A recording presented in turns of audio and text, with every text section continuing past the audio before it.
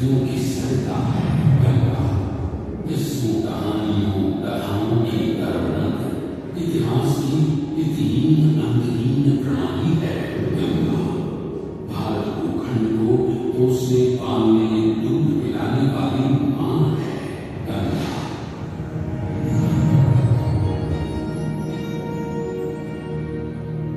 इस जीवनदायिनी मां का गंगा मैया का जन्म कब कहाँ कैसे हुआ जानते हैं आप? आइए बैठिए, आज हम आपको दिखाएंगे सुनाएंगे गंगावतरण के पौराणिक मिथक की कहानी। कहानी तबती है जब सारा संसार 3 लोकों में बंटा और बसा हुआ था, स्वर्गलोक, भूलोक और पाताललोक। उसी सतयुग में इक्ष्वाकु कुल के सूर्यवंशी राजा सगर ने सारे संसार को जीतने के लिए एक अश्वमेध यज्ञ का संकल्प किया। सुने सुने सुने सब सुने, यह दिन पूरी तरह से जहाँ भी जाएगा वो भूमि राजा सगर की मानी जाएगी। यदि किसी ने इस अश्व को रोका या पकड़ा तो उसे सगर के 7,001 पुत्रों और उनकी लक्षाधिक सेना का सामना करना पड़ेगा। सुने सुने सुने। भूलोक में सगर का अश्व अजेय अपराजेय बढ़ता जा रहा था और स्वर्गलोक में बढ़ती जा रही थी देवेंद्र इंद्र की दुविधा। उन्हें लगा कि अगर सगर का प्रभाव बढ़ता रहा तो उनका इंद्रासन भी मिल सकता था। डर कर वो अश्व को रोकने की युक्ति लगाने लगे।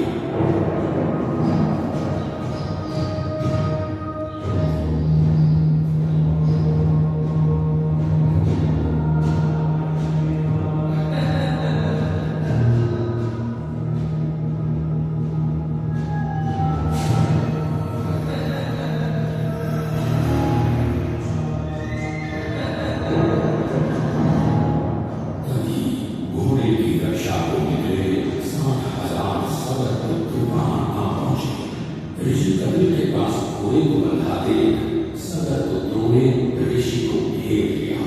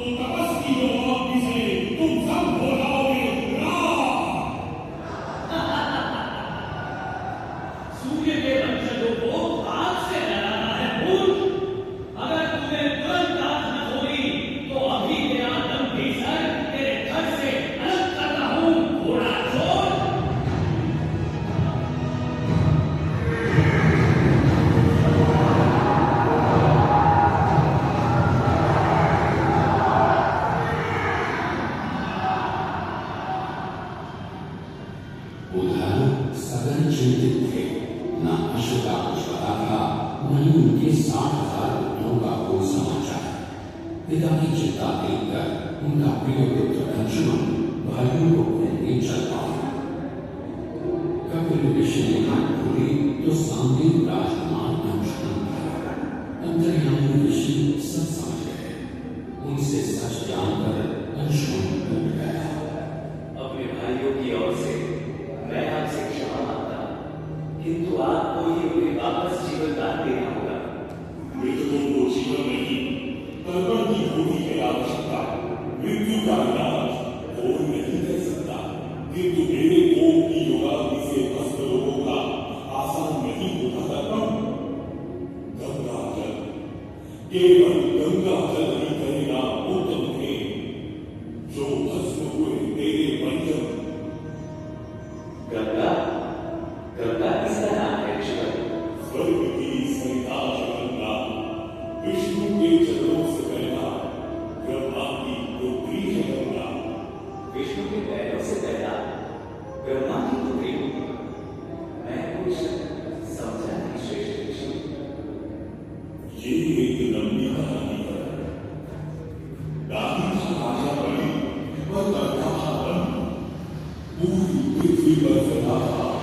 उसका ही आतंक, उसके आतंक को रोकने विष्णु के त्याग रूप रावण अंगुल का पौना बनकर पहुंचे जहां था भूत।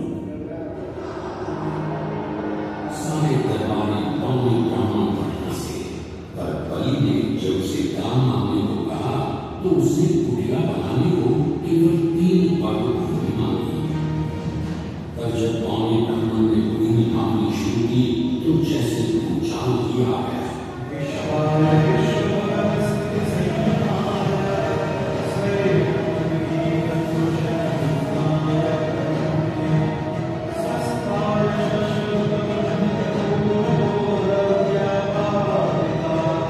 पौने ब्राह्मण ने पहले ही पल में सारी पृथ्वी नाप दी।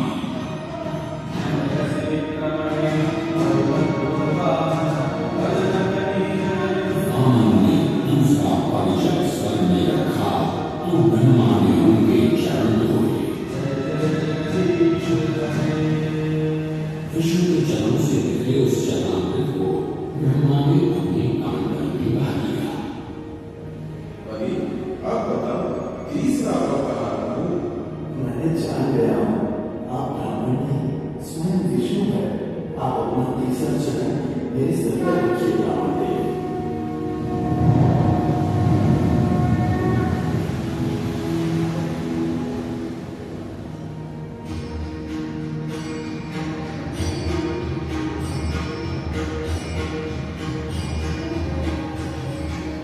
पवित्रा किंतु चंचला, आज से तू मेरी पुत्री और नाम तेरा गंगा।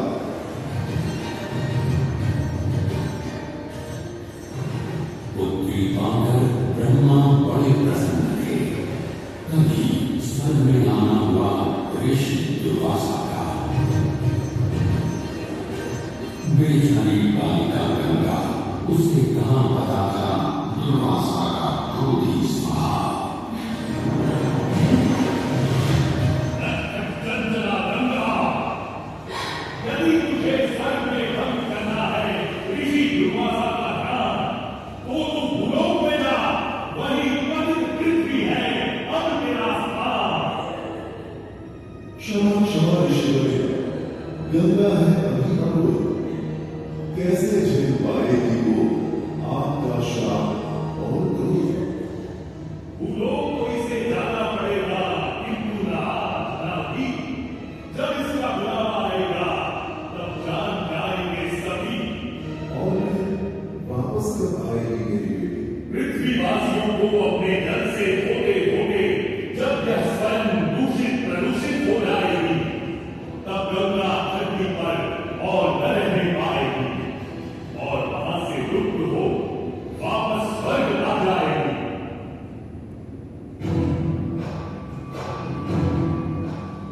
अंशुमन को अपने भाइयों के तर्कों के लिए गंगा को लाने का बहुत मन था, किंतु किसी को राजधर्म ही तो लगाना और रात ही चलाना था। देखते देखते 7 पीढ़ियां गुजर गई और 7 पुष्पों के बाद राजकुमार भगीरथ ने राजा बनने से साफ इनकार कर दिया। क्षमा कीजिए, क्या आवश्यक है कि राजा का बेटा ही राज संभाले? मैं पहले तपस्या करके ब्रह्मा से गंगा को बांधकर पृथ्वी पर लाऊंगा और उसके पावन पवित्र जल से अपने 60,000 पूर्वजों का तर्पण करूंगा। भगीरथ दूर एक जंगल में समाधि लगाकर बैठ गए और ब्रह्मा का आह्वान करने लगे।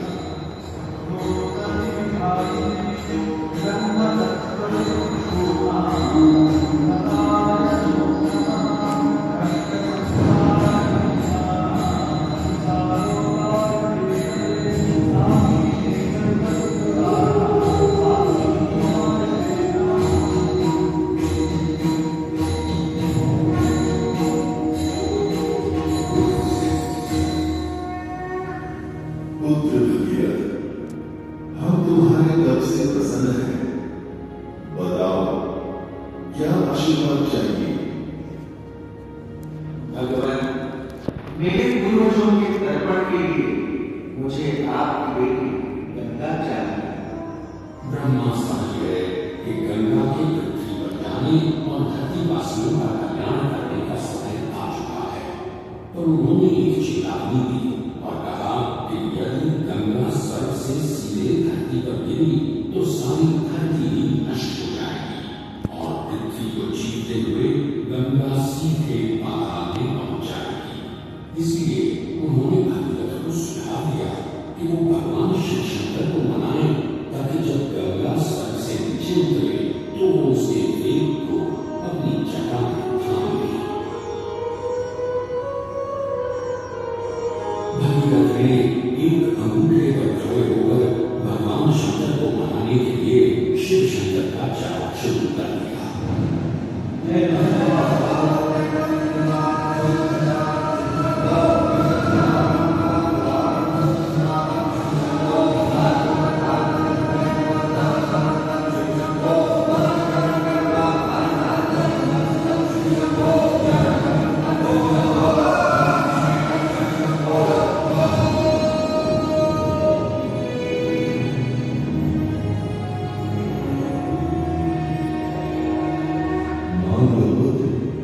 कोई भी वर मांग लो आज। प्रभु, जब गंगा स्वर्ग से धरती पर गिरे तो आप उन्हें बीच में अपनी जटाओं के साथ लें, वरना पूरी धरती नष्ट हो जाएगी। शिव तैयार है, आने दो गंगा को, आने दो।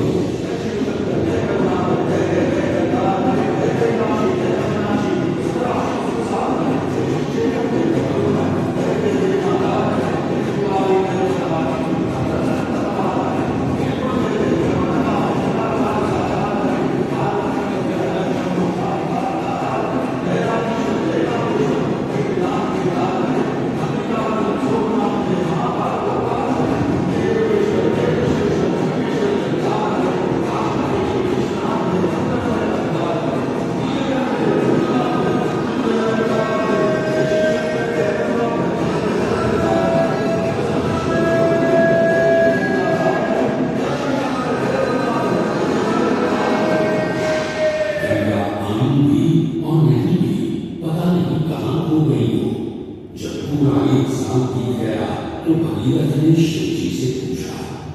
गंगाधर भोलेनाथ ने कहा कि गंगा उनकी जटाओं में ही भटक रही थी, पर फिर मुस्कुराते हुए उन्होंने गंगा को अपनी जटाओं से मुक्त कर दिया।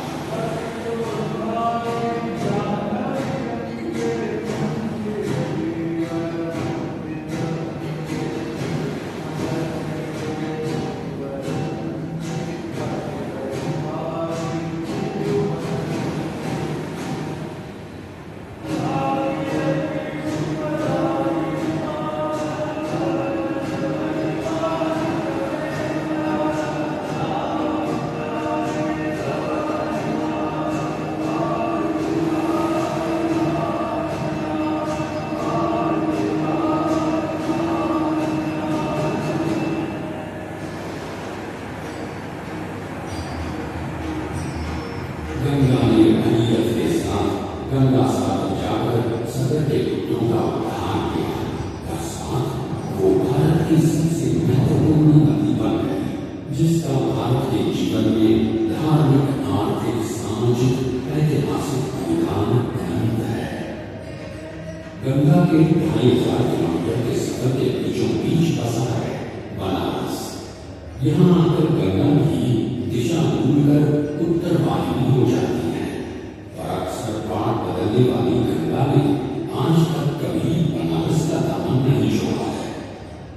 यहाँ गंगा पर युगों से बनते, संवरते, बदलते घाटों की छटा बनारस को एक अलग ही रंगत देती है लगे गंगा में कायम सदियों से ये पूर्वाधार, हर भगीरथ मंद का ये शहर है दारूमदा।